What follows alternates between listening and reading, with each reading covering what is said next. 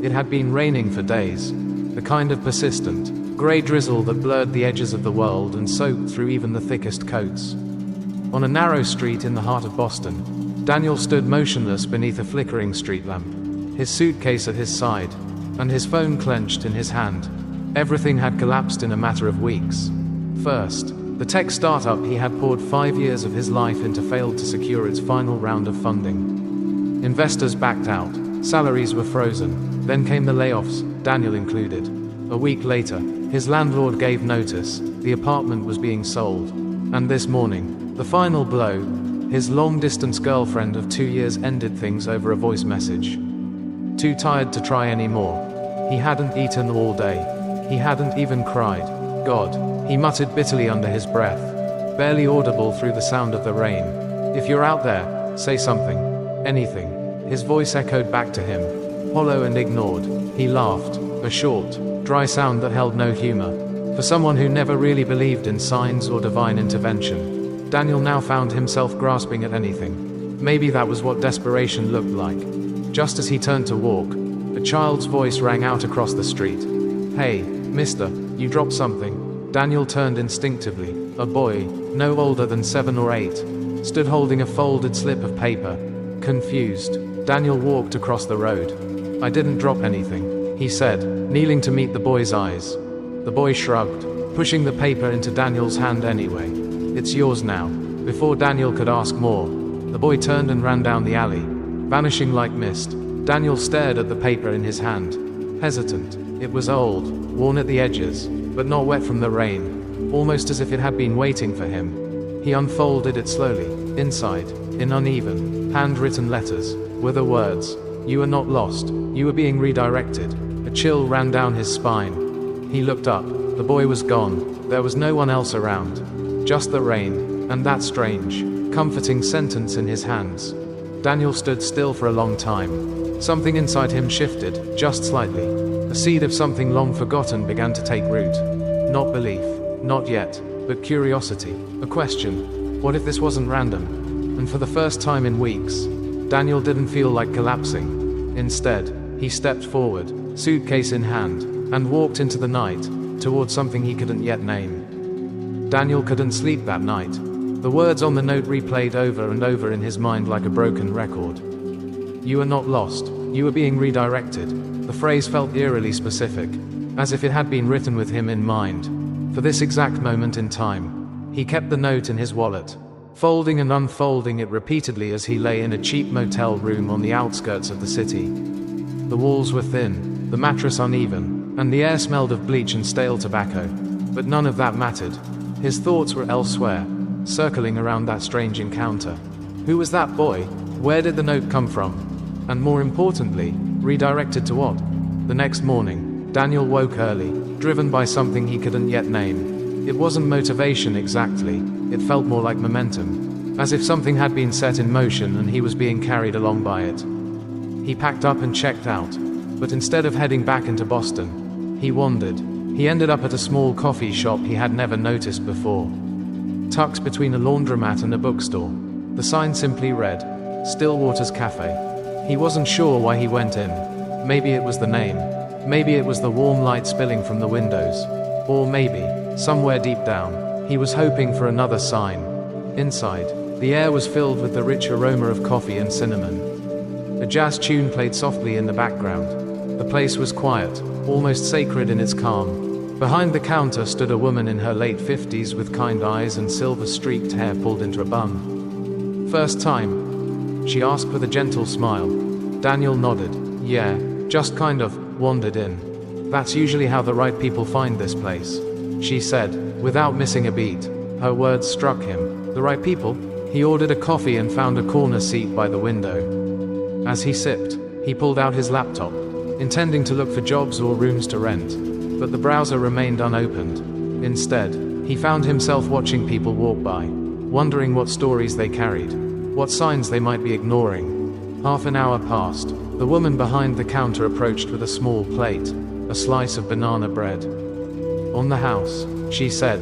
Daniel hesitated. That's kind, but I didn't order this. She smiled again. No one ever does, but everyone needs a little sweetness when they're searching. He blinked. How did you? But she had already walked away. It was strange, not ominous, not even particularly dramatic, but it felt designed, like someone had nudged the world slightly in his favor. He took a bite. It was warm and soft and somehow made him feel, just for a moment, like he was home. When he looked up again, he noticed an old man sitting across from him. Daniel hadn't seen him come in. He wore a grey coat and a wool hat and was quietly sipping tea. A notebook open in front of him filled with meticulous, looping handwriting. The man noticed Daniel looking and offered a nod. "You're not from around here?" "No," Daniel replied. "Just passing through." The man smiled. "No one just passes through still waters. People find this place when they're meant to." Another one of those sentences. Coincidence? He wasn't sure anymore. Daniel leaned in. "Can I ask you something strange?" The man's eyes twinkled. "Please do. I live for strange questions." Daniel took a deep breath. "Do you believe in signs? Like divine intervention?" The man closed his notebook slowly and looked Daniel in the eyes. "Absolutely. Though the divine doesn't shout. It whispers. You just have to be quiet enough to hear it." Daniel hesitated, then pulled the note from his wallet and laid it on the table. The man read it, nodding slowly. "That's a good one," he said. "You think someone left it for me on purpose?" "Someone did. Whether it was the boy, an angel, or life itself, I don't know. But that message found you because you needed it." Daniel leaned back. "But redirected to what? I've lost everything." "Have you?" the man asked gently. "Or have you been cleared of what no longer serves you?" That question sat heavy in Daniel's chest. The man stood and gathered his things. "Sometimes," he said, "the universe moves the pieces before revealing the board. Keep your eyes open. You'll know the next sign when you see it." And with that, he tipped his hat and walked out, leaving Daniel alone with the note, the banana bread, and 1,000 new questions. Daniel left Stillwater's cafe with a strange lightness in his chest. The kind old man's words echoed in his ears. Sometimes, the universe moves the pieces before revealing the board. He walked without a destination, his suitcase trailing behind him over uneven sidewalks. It was still drizzling, but he no longer minded the rain. It seemed softer now, gentler somehow, as though it was washing something off him that he hadn't realized needed cleansing. At a crosswalk, he paused. The light was red. As he waited, a payphone on the corner started ringing. It was loud and sudden, out of place in a city where no one used payphones anymore. Daniel glanced around. No one else seemed to hear it. Or maybe they just didn't care. But it rang with persistence, demanding attention. He walked over. His hand hovered above the receiver. "This is ridiculous," he thought. But something urged him on, a tiny whisper in the back of his mind. "Pick it up." He did. "Hello." There was silence, then a crackle of static, then a voice, female, gentle, barely audible. "You don't have to have all the answers yet. Just say yes to what feels right." Click. The line went dead. Daniel stared at the receiver, heart pounding. The call had lasted no more than 6 seconds. There was no caller, no context, just a message, delivered at a random street corner, on a payphone that probably hadn't worked properly in years. What was going on? Was someone playing a trick on him? Or had he really begun to step into something beyond logic? He stood still for a long time, the words bouncing around in his head. Just say yes to what feels right. He didn't know what right looked like anymore, but he could feel, however faintly, the stirring of something different in his chest. Not fear, not logic, but intuition. For so long, Daniel had made decisions based on data, outcomes, risk assessments. He had been methodical, strategic, calculated. That was what made him a good entrepreneur. But where had that led him? To nothing, to ruin. Now here he was, listening to voices from nowhere, eating free banana bread, and following payphone instructions like they were ancient scrolls. And yet, it felt better than anything had in weeks. Daniel wandered toward a nearby park, an old one with large oak trees, a small pond, and benches that had seen decades of whispered conversations and pigeon feedings. He sat beneath a tree and watched the raindrops ripple across the surface of the water. From his coat pocket, he pulled the folded note again. "You are not lost, you are being redirected." Then, as if on cue, a young woman sat on the bench a few feet away. She was bundled in a thick scarf, sketchbook open on her lap, drawing quickly with charcoal. Her movements were confident, expressive. Daniel glanced at her sketchpad. She was drawing the park, But then she flipped to a new page and began drawing something else, fast, almost feverish strokes. After a minute, she turned the pad to face him. He blinked. She had drawn him, sitting under the tree, with the exact same expression he hadn't realized was on his face, a mix of wonder, confusion, and fragile hope. "I hope you don't mind," she said. "You look like someone who was trying to remember how to feel something." "That makes a good subject." Daniel laughed softly. "That's incredibly accurate." She smiled. "I've learned to trust my instincts. They always draw the truth." He looked at the sketch again. "Do you ever feel like something is guiding your hand?" She shrugged. "Sometimes, but I don't question it. I just follow it." He paused. "I think I'm trying to do that too." "Then don't stop," she said. "There's a reason you sat near me today." Daniel raised an eyebrow. "What reason?" She tore the page from her sketchbook and handed it to him. "That. Take it. Maybe it'll remind you who you're becoming." As she packed up her things, she offered one last thought before walking away. Art and faith come from the same place. Trust in something you can't fully see. Daniel held the sketch like it was something sacred. Daniel folded the sketch carefully and tucked it into his suitcase between an old hoodie and a laptop charger he hadn't used in weeks. He stood in the middle of the park for a while longer, unsure of where to go next. His stomach growled, reminding him he hadn't eaten since the banana bread. He decided to walk toward a food truck he saw parked just down the road, a bright blue one with the words, "Grace Street Tacos," painted in playful, chalky font. As he approached, the man running the truck, a broad-shouldered guy in his late 30s with sleeves of tattoos and a warm smile, gave him a nod. "You look like someone who needs a good taco and a better conversation," he said. Daniel chuckled. "You're not wrong." He ordered 2 soft tacos and a bottle of water. While waiting, he leaned against the counter, taking in the scene. Trees swaying, dogs playing, someone strumming a guitar in the distance. It all felt aligned. "You local?" the man behind the counter asked as he handed Daniel his food. "Not really, just sort of, floating around," Daniel said honestly. The man studied him for a moment. "Sometimes that's when you find what you're really looking for." Daniel looked up, surprised at the familiarity of the phrase.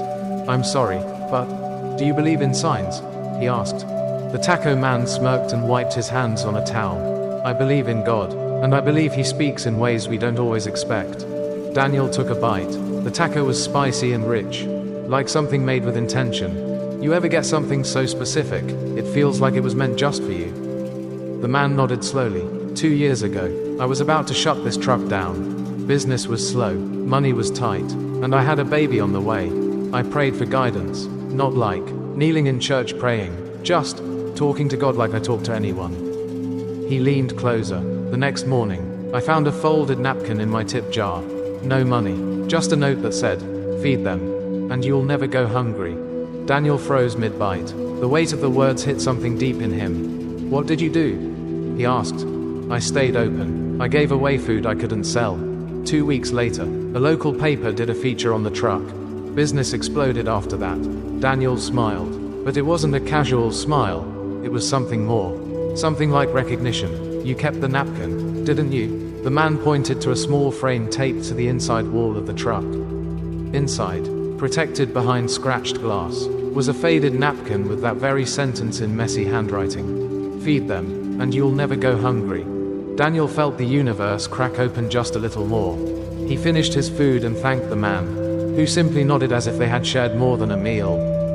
As Daniel walked away, he checked his phone. Still no job offers. No texts from friends. No normal progress. But somehow, he no longer felt stuck. At a nearby bench, he noticed someone crying quietly, an older woman in a red coat, wiping her face with a handkerchief. He hesitated, unsure if he should intrude. But then that voice, calm, gentle, barely audible, whispered in his mind again. "Just say yes to what feels right." So he approached. "Are you okay?" he asked softly. She looked up, startled, but then nodded slowly. "Yes, well, no, but thank you." Daniel sat down a respectful distance away. "You don't have to talk, but I'm here if you need to." She glanced at him, then sighed. "It's my son. I haven't heard from him in months. He just disappeared, and today would have been his father's birthday. I guess everything just hit at once." Daniel felt a sudden surge of emotion. He didn't know this woman, but the ache in her voice was familiar. It was the sound of being unmoored. He reached into his coat pocket and pulled out the sketch the artist had given him. Without overthinking it, he handed it to her. "This might sound strange," he said, "but someone gave this to me today. I think, maybe it's yours now." She unfolded it, studying the lines and shadows. Her lips trembled. "This looks like my son," she whispered. "Before he left, he used to sit under a tree just like that. He always looked like he was searching for something." Daniel's heart stopped. He didn't know what to say, but the woman smiled through her tears. "Maybe this is a sign. Maybe he's okay." Daniel nodded slowly. "I think it probably is." She placed the sketch in her purse carefully, reverently. "Thank you," she said. They sat in silence for a few more minutes. And then, as quietly as he had arrived, Daniel stood and walked away. By late afternoon, the rain had stopped. The air smelled cleaner, as if the city had exhaled. Daniel wandered through back streets and quiet alleys, unsure of where he was heading. He passed closed bookshops, ivy-covered walls, and small murals painted on the sides of buildings, each with its own cryptic phrase or symbol. A feather, a key, the words, "You are seen." Everything around him seemed to whisper the same thing in different voices: pay attention. As twilight crept in, he found himself standing in front of a small chapel, one he'd never noticed before. The door was open. He hesitated. He hadn't stepped inside a church in years, not since his father died. For a moment, he considered walking away, but then, like so many moments in the last 24 hours, something nudged him forward, not forcefully, but gently, an unseen invitation. He stepped inside. The air was cool and still. Wooden pews stretched down a narrow aisle. Stained glass windows cast fractured light across the floor. At the far end was a modest altar, unadorned except for a single lit candle. Daniel sat halfway down the aisle, unsure what to do. The silence was loud, sacred. He looked up at the ceiling. The old wooden beams, the dust dancing in shafts of light. "I don't know what I'm doing," he whispered. "I don't know who I'm talking to." His voice caught in his throat. "But I feel like something's happening. Like, something's waking up in me. I don't know if that's you, or life, or just my own exhaustion turning spiritual. But if there's a reason for any of this, I want to see it. I'm tired of pretending I don't care." He exhaled shakily. His chest felt lighter, but his mind was heavy. Suddenly, the door behind him creaked. He turned. An older man entered, his clothes simple but clean, carrying a basket of candles. He gave Daniel a small nod and began placing the candles one by one at the altar. Daniel stood slowly. "Do you work here?" "I volunteer," the man replied. His voice was kind, almost amused. "Or maybe I was called. Hard to tell these days." Daniel smiled faintly. "It's quiet in here. It's supposed to be," the man said. "Quiet lets us hear what the noise drowns out." They stood in silence for a moment. "Do you believe in signs?" Daniel asked. The man didn't look surprised. Instead, he lit another candle. "I believe that when you're ready to see them, the signs have already been there for a while." Daniel considered that. "What if I missed them?" "You didn't," the man said gently. "You're here, aren't you?" Daniel sat back down. His eyes fell on the small table beside the last pew. A notebook lay open, inviting visitors to write prayers or reflections. He picked up the pen. For a moment, he just stared at the blank page.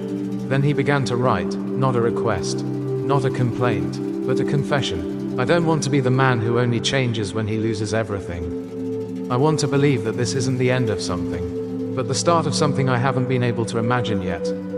If you're listening, help me become someone I can respect again." He signed only with his initials, DM.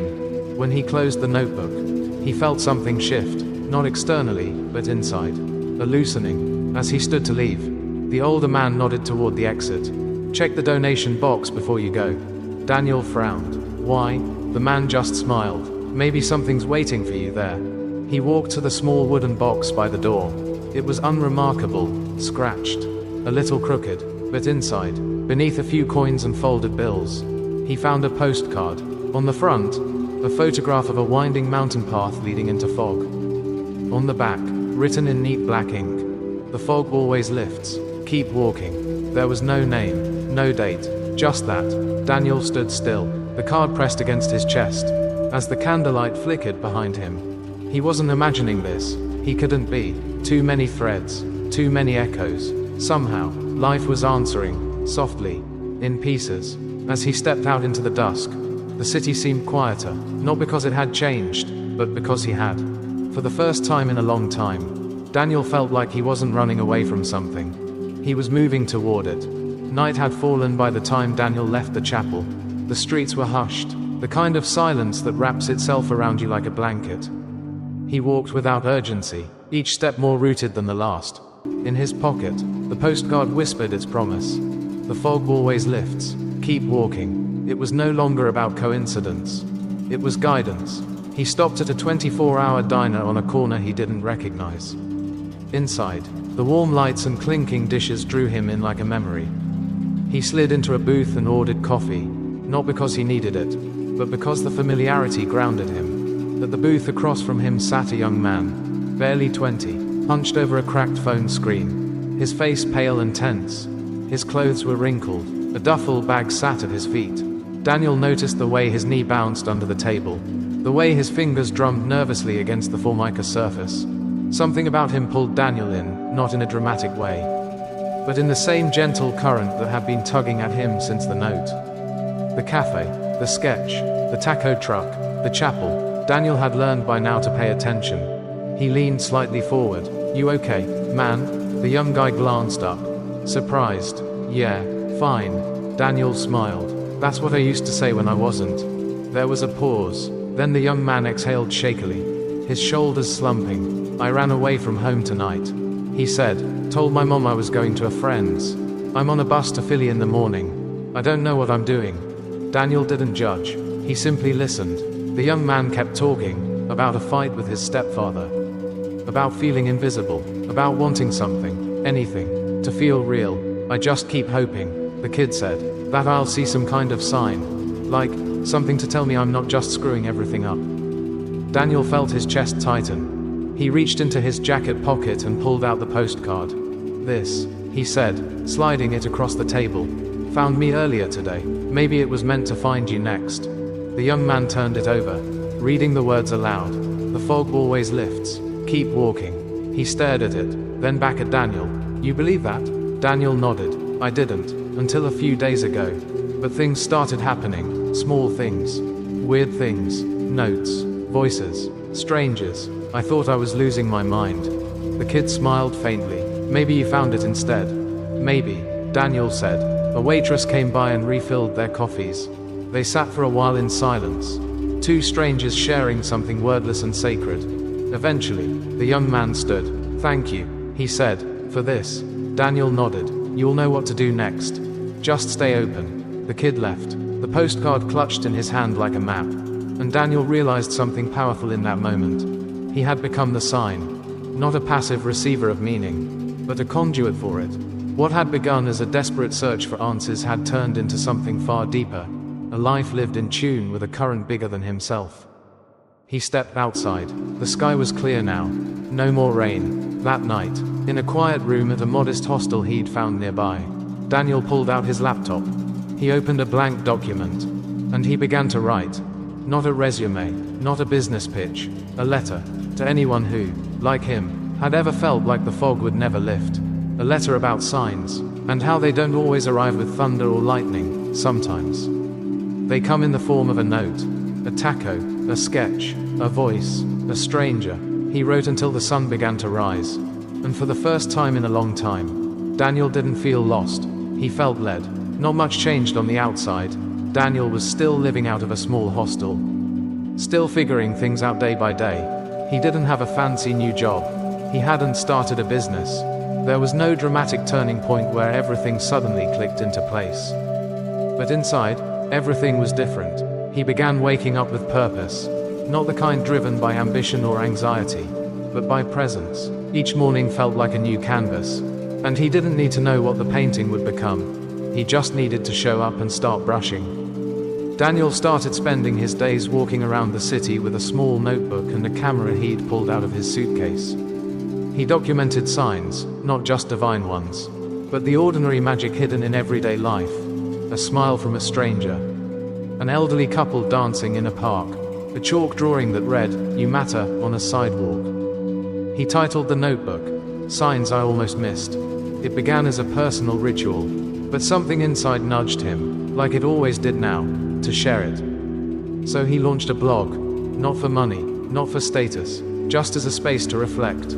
He called it, The Fog Will Lift. Each post told a story, not grand miracles, but subtle shifts. He wrote about the boy at the train station, the sketch in the park, the voice on the payphone, the napkin in the taco truck, the chapel, the woman on the bench, the young man at the diner. Each story wove together into something sacred. And slowly, people began to find it. Strangers left comments like, "This is exactly what I needed today. I thought I was the only one who felt this way. I was waiting for a sign. Maybe this is it." Daniel didn't know these people, but somehow, he did. They were all walking through their own fog, just like he had, and maybe, just maybe, his honesty gave them a bit of light. One evening, after posting a new entry, Daniel received an email. It was from the young woman who had drawn him in the park. "I saw your blog today. Didn't know your name until now, but I recognized your story. I'm glad the sketch found you. I've been drawing strangers for years, hoping to remind them they're not invisible. You reminded me I'm not either. Thank you." Daniel smiled. That was the thing about signs, once you started seeing them, they never really stopped. They just took new forms. And now, he was one of them. He wasn't trying to control life anymore. He had surrendered to something quieter, slower, deeper. One crisp autumn afternoon, Daniel returned to the Still Waters Cafe, the place where everything had begun to shift. The same woman stood behind the counter, her silver hair now tucked beneath a knitted beret. She smiled when she saw him. "Welcome back. Took your time. I guess I had some wandering to do," he said. She poured him a cup of coffee without asking. "We all do." Daniel took his old seat by the window. The cafe hadn't changed, but he had. He saw it now, not just as a cozy spot, but as a threshold, a crossing point between what was and what could be. As he sipped his coffee, he looked around. A teenage girl sat alone with a journal, chewing her pen cap and frowning at the page. An older man scrolled through photos on his phone, stopping at one, then staring for a long time. A young couple whispered over shared headphones, completely unaware of the world around them. Daniel smiled. Every person here might be waiting for something, or someone, or a sign. And then it hit him, not like lightning, but like dawn. We're all signs. Every one of us is a message waiting to be seen, heard, felt. Sometimes we're the seeker, sometimes we're the answer, and sometimes, we're both at the same time. He pulled out his notebook and scribbled the thought down. Divine intervention isn't always loud. Sometimes, it's a soft nudge disguised as a stranger's kindness, or a question that doesn't need an answer. It's not about finding a perfect path. It's about learning to trust that we are never really walking alone. As the sun dipped behind the skyline, golden light filtered through the window, landing on his open page. He let the silence settle around him. For the first time in a long time, Daniel didn't feel like a man who had lost everything. He felt like a man who had found enough. Not because the world had handed him clarity, but because he had finally stopped running from mystery and started walking with it. The fog had lifted, and though there would be more fogs ahead, more questions, more shadows, he knew now that the path was never meant to be clear. It was only ever meant to be walked.